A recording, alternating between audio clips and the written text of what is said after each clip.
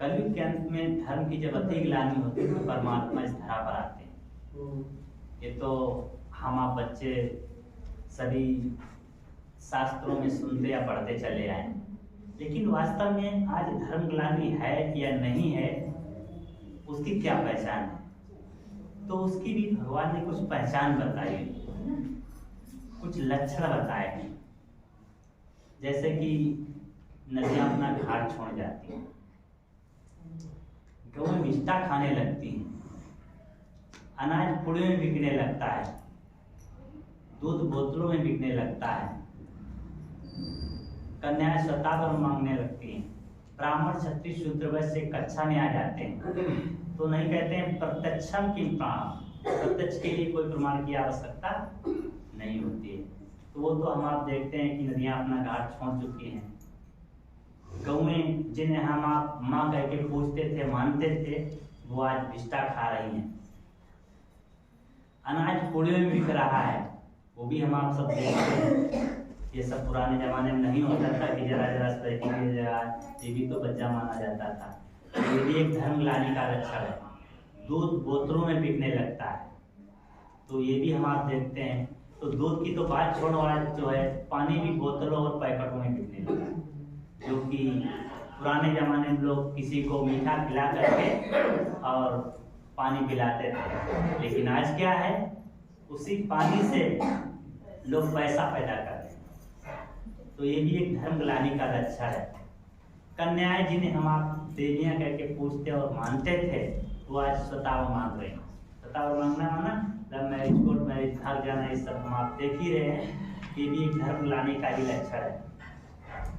उसके साथ साथ ब्राह्मण क्षत्रिय शूद्र वैश्य कक्षा में आ जाते हैं, तो ये भी हम आप सब देख रहे हैं। तो कोई भेदभाव नहीं रहा, सब एक जैसे हैं, एक थाली में सब खा रहे हैं, कोई भेदभाव नहीं। हम आप देखते हैं हमारे जो है समाज में पार्टियां वगैरह होती हैं, शादी विवाह होते हैं, तो हम आप देखते हैं क्या है, बफर सिस्टम होता है। तो उसमें पता ही नहीं चलता है कौन शूद्र है कौन ब्राह्मण है, वो सभी अपने आप हाथ से ले करके खा रहे हैं और उन्हीं जूठे बर्तनों में खाते हैं। अगर देखा है वो सब जूठे बर्तन होते हैं, धुलने वाला वही पानी में घोरता है, जूठा पानी होता बार बार, अब वो पहुँच करके वही कर देता है, उसी में सभी खाते हैं। तो ब्राह्मण क्षत्रिय शूद्र वैश्य भी एक कक्षा में है, तो ये भी एक धर्म ग्लानि का लक्षण है। इधर उसके साथ साथ धर्म की जगह अधर्म होने लगता है। तो ये भी हम आप सब देख रहे, पता है कि हमारे जो भी धार्मिक स्थान है तो वहाँ भी अधर्म होने लगा।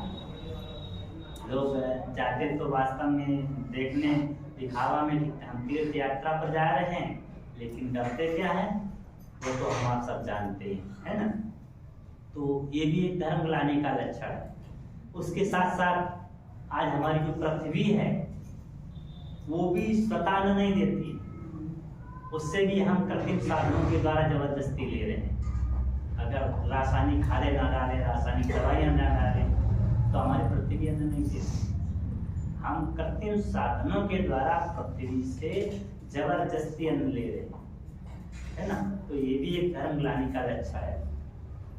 उसके साथ साथ एक और धर्म ग्लानि का लक्षण बताया गया है कि जब एक कुएं से 4 कुएं भर जाएं, और बताया है कि 4 कुएं मिलकर के एक कुएं को ना भर पाए, तब भी ये समझ लेना ये धर्म ग्लानि का लक्षण है। कहने का मतलब कि एक माँ बाप के 4 बेटे होते हैं, तो एक माँ बाप जो है उन 4 बेटों को पाल पोस करके बड़ा कर देता है, शादी विवाह कर देता है, सब कुछ कर देता है उनके लिए। लेकिन जब वो 4 बेटे तैयार होते हैं तो एक माँ बाप को नहीं पाल पाते, उनको भी वृद्धाश्रम में भेज देते हैं या अनाथ आश्रम में भेज देते हैं,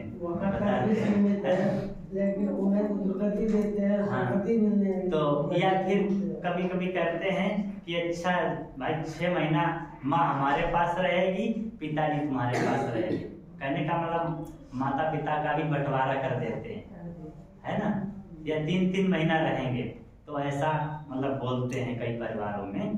तो ये भी एक धर्म ग्लानि का लक्षण है। तो जब ऐसी स्थिति आ जाती है तो परमात्मा इस धरा पर आते हैं।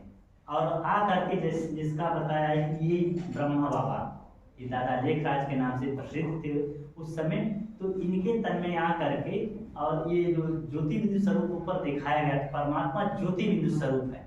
जैसा कि गीता में भी भगवान ने कहा कि मैं ज्योतियों में परम ज्योति हूँ, या रामायण में परम प्रकाशा शब्द का प्रयोग किया गया है।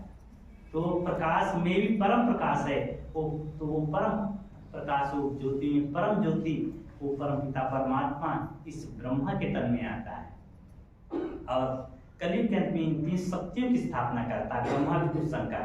तो ब्रह्मा के द्वारा जो है सत्य की दुनिया की स्थापना का कार्य करवाता है।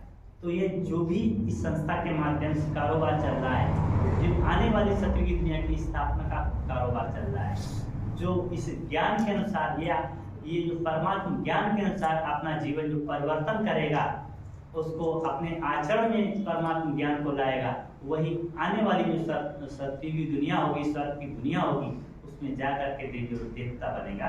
तो ब्रह्मा के द्वारा सत्य की दुनिया की स्थापना का कार्य चल रहा है। तो वैसे भी हम शास्त्रों में पढ़ते या सुनते चले आए कि हम सभी ब्रह्मा की संतान हैं। तो भले ही दुनिया में लोग नहीं जानते हैं, लेकिन वास्तव में इसी प्रकार से हम सब ब्रह्मा मुख वंशावली हैं। हम ब्रह्मा मुख वंशावली ब्राह्मण हैं। ब्रह्मा परमपिता परमात्मा ने आ करके हमें जो है ज्ञान के द्वारा क्रिएट किया। भाई इस दुनिया में जिस प्रकार से नहीं, जब कोई मकान पुराना हो जाता है तो हम आप उसी मकान में रह करके नया मकान बनाते हैं, ठीक इसी प्रकार से दुनिया जब पुरानी हो जाती है, इसमें काम क्रोध मोह लोभ अहंकार ये जो है बहुत व्याप्त हो जाते हैं। तो परमात्मा आ करके इस पुरानी दुनिया में ही नई दुनिया की स्थापना कार्य करवाता है। जिस प्रकार से हम आप कोई जो है पुराने मकान में रह करके नया मकान बनाते हैं, भाई उसको गिरा देंगे तो रहेंगे कहाँ? पुराने मकान को पहले ही गिरा देंगे तो फिर रहेंगे कहाँ? ठीक इसी प्रकार से वो परमपिता परमात्मा इस पुरानी दुनिया में आ करके नई दुनिया की स्थापना कार्य करवाता है। अगर पहले विनाश कर दे तो फिर वो पढ़ाई कहाँ पढ़ा है? क्योंकि परमात्मा को कहा गया है कि वो ज्ञान का सागर है। तो जब ज्ञान का सागर है तो कभी तो उसने ज्ञान दिया है ना? तो इसी संगम युग पर ही परमात्मा हम बच्चों को ज्ञान देता है। तो जो है ब्रह्मा के द्वारा स्थापना कार्य करवाता है, विष्णु के द्वारा पालना का कर्तव्य करवाता है, शंकर के द्वारा आसुरी और कलयुगी सृष्टि का विनाश कराता है। तो आज जो भी एटम बम, परमाणु बम, हाइड्रोजन बॉम्ब्स बने हुए हैं वो इन्हीं की प्रेरणा से, शंकर की ही प्रेरणा से, क्योंकि इन्हें इस दुनिया का विनाश कराना ही है। तो इन्होंने ऐसा ज्ञान दे दिया, ऐसी बुद्धि दे दी मनुष्य को कि उसने अपने मरने का साधन स्वयं तैयार कर रखा है। तो नहीं कहते कि विनाश काले विपरीत बुद्धि, तो विनाश के पीरियड में मनुष्य की बुद्धि विपरीत होती है, उल्टी होती है। आज किसी को आप बताएं अच्छी बात है तो वो क्या कह रहे हैं, ये बातें अपने पास रखो, आज कंप्यूटर युग है और तुम ये बातें अपनी जो है ओल्ड कल्चर लिए घूम रहे हैं, ये जो है पुराना ये धर्म कर्म अपने पास रखो, है ना? तो क्या है, एक समय ऐसा चल रहा है कि विनाश के समय में मनुष्य की बुद्धि विपरीत है, सभी विनाश की तरफ जा रहे हैं। ना चाहते हुए भी हम आप देखते हैं कि गलत व्यक्ति अपने आप सीखता जा रहा है और अच्छी बातें सिखाने से भी नहीं सीखता है।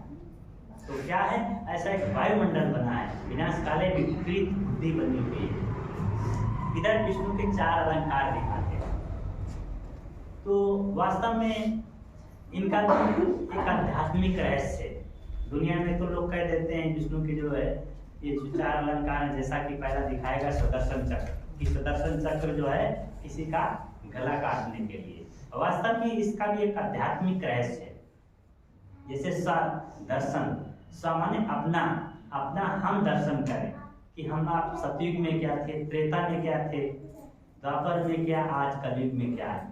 भाई सतयुग में हम यहाँ 16 कलाओं से संपन्न थे, त्रेता में 14 कलाओं से संपन्न थे, देवी देवता थे, पूज्य थे। तो आज के क्या बन गए, हम यहाँ पूज्य थे, आज पुजारी बन गए, भ्रष्टाचारी बन गए। तो इसलिए हम अपने को स्मृति करें, तो हम जब इसको याद करेंगे तो फिर उसी अनुसार अपने कर्म करेंगे। जिस प्रकार से हम किसी की बुराई को देख करके एक अंगुली उसके तरफ उठाते हैं, भाई हम दूसरे की बुराइयां कमियां देखते रहते हैं और बताते रहते हैं कि वो ऐसा, वो ऐसी, वह ऐसी, उसको ऐसा करना चाहिए, वो अगर ऐसा चलने लगे तो ये संसार सुधर जाए, ये अगर ऐसा करने लगे तो ये दुनिया सुधर जाए, है ना। तो इसलिए भगवान क्या कहते हैं, तो एक उंगली जब उठाते तो बाकी उंगलियां हमारे तरफ संकेत करती कि पहले हम स्वाद को देखें, अपने को देखें, या अंगूठा ऊपर को संकेत करता है। तो ये संकेत करता है कि ऐसे कर्म करो, जरा ऊपर वाले से भी डरो। क्यों? क्योंकि ऊपर भी तुम्हें हिसाब देना है, अभी हम सबको ऊपर भी जाना है, तो इसलिए ऐसे कर्म करो कि ऊपर हमें जो है दंड ना खाना पड़े, पछताना ना पड़े। तो इसलिए हमें श्रेष्ठ कर्म करना है, तो इसलिए हमें स्वयं बदलना है, स्वयं को चेक करना है और चेंज करना है। हम बदलें तो जग बदलेगा, हम सुधरें तो जग सुधरेगा। तो दूसरा दिखाया गया है संघ। संघ जो है पवित्र और मधुर वचन बोलने का प्रतीक होता है। आज भी जहाँ संघ ध्वनि होती है, शंख बजता है, तो हम लोग कहते हैं कि यहाँ कोई भक्ति पूजा हो रही है, कोई धर्म कर्म हो रहा है, अच्छा कर्म हो रहा है। तो कहने का मतलब हमारे भी जो बोल हैं वो ऐसे हों, जो है मधुर हों और दूसरों के लिए कल्याणकारी हों। ऐसे ना हो कि जैसे बहुत से हमारे भाई बहन होते हैं तो लोग नहीं कहते भैया उससे दूर रहो, तो उससे बात नहीं करो, पता नहीं क्या बकने लगे। तो हमारा जो है स्वभाव ऐसा ना हो, ऐसी हमारी बोलचाल ना हो कि लोग हमारे से बात करने में डरे, बल्कि ये सोचें कि चलो उनसे कुछ बात कर लो, पता नहीं हमारे लिए कौन सी अच्छी बात बता दे, कौन से हमारे लिए कुछ अच्छे वचन बोल दें जिससे हमारा कल्याण हो जाए। तो इसलिए हमें कल्याणकारी और मधुर वचन बोलने हैं। अगला दिखाया गया है कमल। कमल पुष्प दिखाया गया है कि कमल की जो है जड़ कीचड़ में होती है, लेकिन वो कीचड़ से न्यारा और प्यारा होता है। तो ऐसे ही संसार क्या है, एक कीचड़ बन चुका है, बुराइयों का घर बन चुका है। तो जैसे बहुत से हमारे भाई बहन कहने लगते हैं क्या करें, आजकल गलत नहीं चलते तो बनता ही नहीं, आजकल तो झूठ बोलना ही पड़ता है, क्या करें ऐसी वैसी चीजें खानी ही पड़ती हैं। नहीं, ऐसा कुछ नहीं है कि जैसे बताया गया है कि नाव जल में रहती है लेकिन जल उसमें नहीं रहता है, जल में रहती है लेकिन जल उसमें नहीं रहता है। तो जो है अनेकों को पार कर देती है, लेकिन वही जल नाव में जब हो जाता है तो वो खुद डूब जाती है, दूसरों को पार करना तो दूर रहा। ठीक इसी प्रकार से हम संसार में रहें लेकिन संसार हमारे में ना रहे, और जब संसार हमारे में बस जाता है तो क्या है, हम दूसरों का कल्याण तो दूर रहा, हम अपना भी कल्याण नहीं कर पाते हैं, हम खुद ही संसार सागर में डूब जाते हैं, माना कि बुराइयों में फंस जाते हैं और हमारा पतन हो जाता है। तो इसलिए हमें कमल पुष्प के समान निर्विकार जीवन यापन करना है। अगला दिखाया गया है गदा। गदा ज्ञान का प्रतीक है। तो विष्णु की गदा हमेशा नीचे को दिखाते हैं।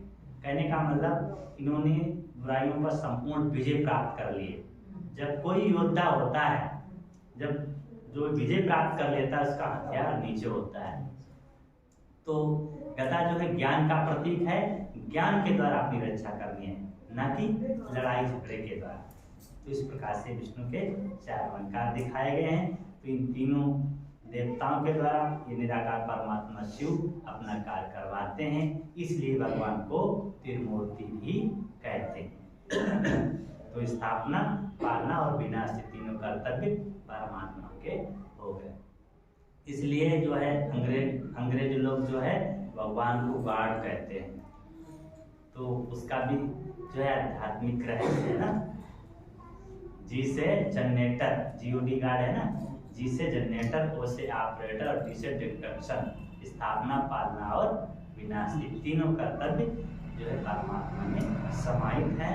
तो परमात्मा ये तीनों कर्तव्य करता नहीं, कराता है। द्वारा शब्द लगाए, ब्रह्मा के द्वारा स्थापना, मतलब ऐसा नहीं कि परमात्मा करता है स्थापना, नहीं, ब्रह्मा के द्वारा शब्द लगाए, ईश्वर नहीं करता, ब्रह्मा के द्वारा स्थापना का कर्तव्य कराता है।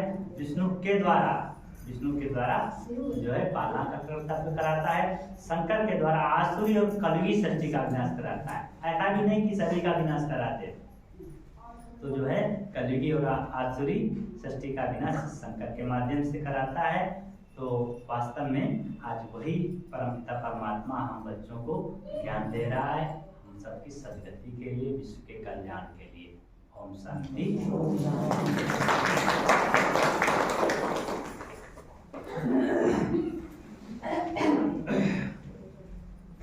अच्छा, उसके साथ साथ प्यारे ब्रह्मा बाबा को हम सभी आदि श्रद्धांजलि अर्पित करेंगे।